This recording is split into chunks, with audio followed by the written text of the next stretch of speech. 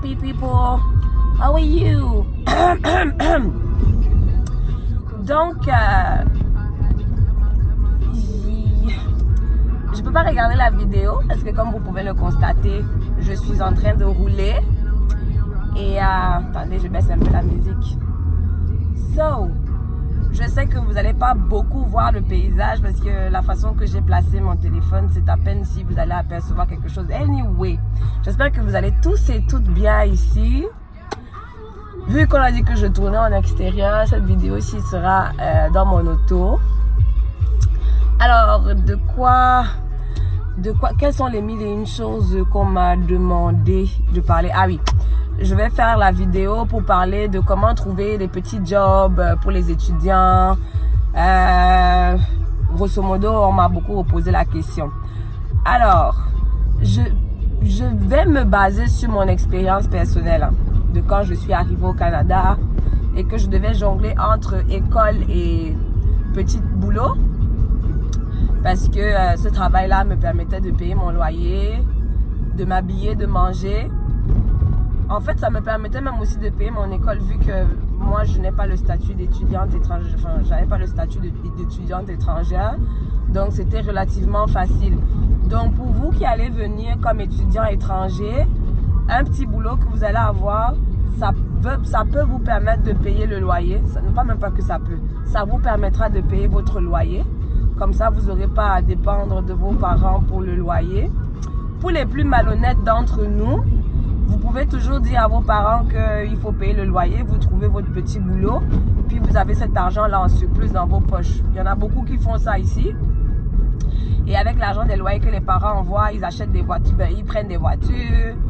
Ils font quoi d'autre? Ils vont à Cuba, ils se payent les voyages, ils vivent la belle vie, quoi. Bon, le retour de ça, plus tard, quand tu es parent, chacun gère avec comme il peut. Donc, oui, ça te permet de payer le loyer. Ça te permet de t'habiller. Ça te permet de manger. Ça te permet de sortir. Tu peux aller en club. Tu peux épater les filles un peu. Tu peux déposer les bouteilles de champagne. Encore que je ne vous conseille pas parce que à force de déposer les bouteilles de champagne pour impressionner les gens que tu n'aimes pas, franchement, c'est pas la chose la plus intelligente. Donc, voilà. Les secteurs qui sont les plus faciles pour trouver des petits jobs.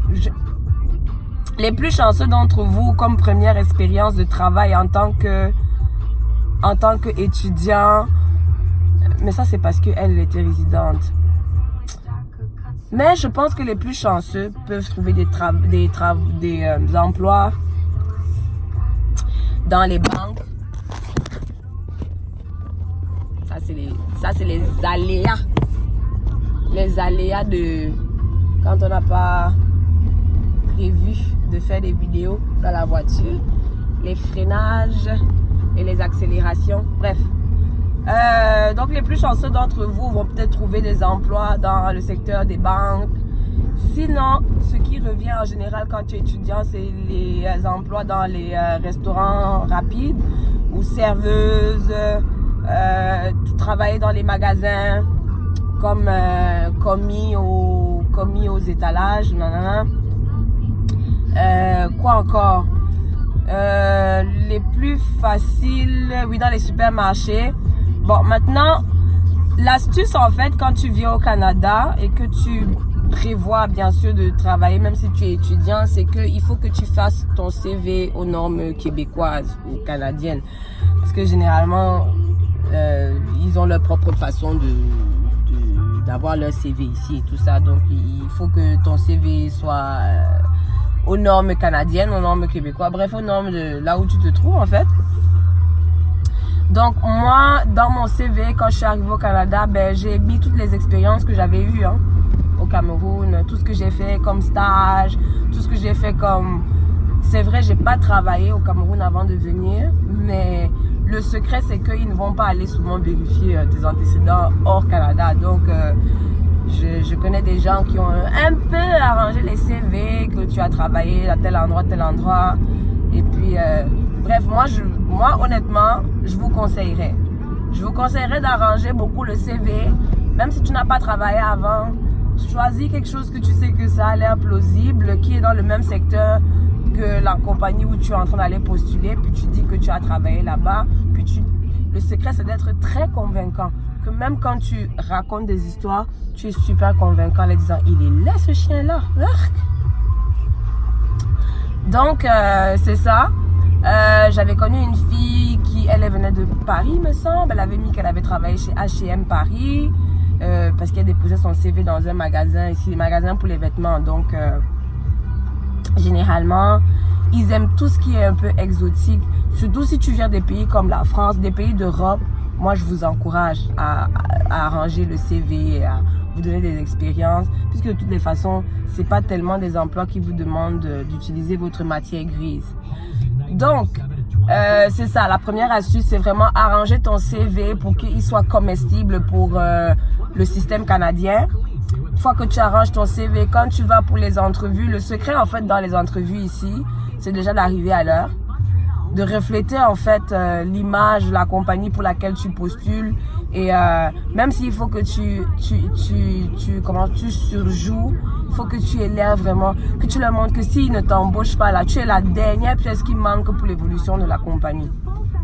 Racontez des histoires, flattez celui qui vous fait des entrevues, posez-lui des questions. Si c'est quelqu'un qui vous ouvre les sujets sur tu viens du Cameroun et que tu te rends compte qu'il aime parler du foot, dans l'entrevue, arrange-toi à glisser une phrase sur le foot, fais des compliments sur si c'est une dame, sa coiffure, sur comment elle est habillée. Ça marche. Les Canadiens aiment bien qu'on les flatte. Ils aiment beaucoup ça. Quoi d'autre? Ah, il y a les keufs. Quoi d'autre? Donc c'est ça. Pour ceux qui veulent vraiment une expérience de premier emploi en tant qu'étudiant étranger, moi je vous conseille de déposer vos CV dans les supermarchés, dans les magasins de vêtements, dans les restaurants. C'est ceux-là qui ont le taux de roulement le plus grand et qui ont toujours besoin d'embaucher. Maintenant, je ne vous demande pas aussi de vous limiter. Il y en a pour les plus téméraires. De toutes les façons, dépose ton CV dans les banques. Encore que on ne dépose pas les CV dans les banques ici. Eux, ils font des recrutements. Il faut aller en ligne. Non, tu appliques en ligne si le poste est ouvert. Donc, les endroits où on peut déposer les CV en personne, déposer. Généralement, ce que vous devez savoir au Canada, c'est que quand tu déposes ton CV, ne fais pas comme dans nos pays d'Afrique là. Si tu as déposé ton CV, reviens même 2 jours plus tard, comme dans l'endroit où tu as déposé, juste pour savoir, ouais, j'ai déposé un CV ici, est-ce que le manager, comme, il faut que tu leur montres que tu as envie de ce poste, parce que généralement, quand tu as envie, on te le donne. Genre, ils voient vraiment que, oh, la personne là vraiment, démontre vraiment qu'elle veut le poste, tu vois. Donc, ça, c'est le petit secret. Tu déposes le CV, tu reviens même 2 jours après. Mettons, si c'est que c'est un restaurant, tu commandes, tu dis, ok, j'étais là il n'y a pas longtemps, j'ai déposé. Pourquoi elle est keuf comme ça beaucoup ici, là? Et on a encore tué qui? Hey, même les ambulances, le ça. Moi, je vais alors sortir comment? Bref, qu'est-ce que j'étais en train de dire? Tout ça, c'est les ambulances qui sont en train de me... Attendez d'abord. Je ne comprends pas pourquoi il y a les policiers et les ambulances ici là. Ils m'ont alors bloqué le chemin. Moi j'ai fait comment? En vrai, ils ont bloqué le chemin. Oh, est-ce que c'est pas niaiseux ça? Franchement, j'ai des choses à faire. Ça c'est le raccourci. Vous venez me casser le raccourci. Attends un peu. Ça me m'a quoi? Vraiment ce pays-ci. Les routes d'abord, ça ne nous laisse pas. Maintenant les policiers partout. Franchement, nous empêchons de vivre nos vies. Où qui est tombé ici là au McDo? Toi tu ne vois pas que c'est barré. Vous ne comprenez jamais. Non, je vais d'abord sortir du quartier. Tout ça même d'abord même en train de m'énerver. Vous me faites même perdre l'inspiration. Oh, toujours les niais partout.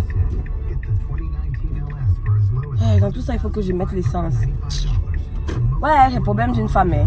Ça dépasse vraiment les problèmes de la terre. Bref, c'était ça. Ouais. McDo aussi. McDo engage beaucoup parce que le taux de roulement. En plus, ils prennent beaucoup des étudiants.